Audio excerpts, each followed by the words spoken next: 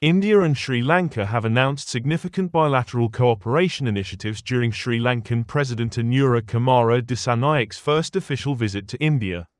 Prime Minister Narendra Modi revealed plans for India to supply liquefied natural gas, (LNG), to Sri Lankan power plants, marking a major step in energy cooperation between the two nations. The comprehensive partnership includes plans to connect the power grids of both countries and develop shared petroleum pipeline infrastructure. A notable agreement involves the joint development of offshore wind power in the Palk Straits, where India's Adani Green Energy has already committed $442 million for 2 wind power stations.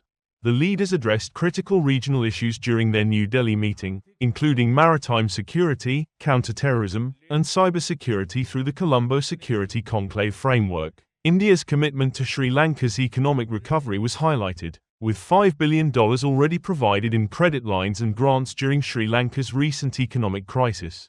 President Dissanayaka expressed gratitude for India's support during Sri Lanka's financial difficulties and showed interest in India's digital public services model, receiving assurance of support from PM Modi for similar initiatives in Sri Lanka.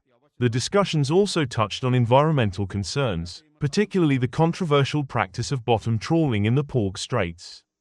Dissanayaka emphasized the need to end this fishing method, warning of its potentially devastating impact on the marine industry. Indian state-run Petronet LNG is set to supply LNG to Colombo-based LTL Holdings for 5 years through the Kochi terminal, strengthening energy security ties between the nations.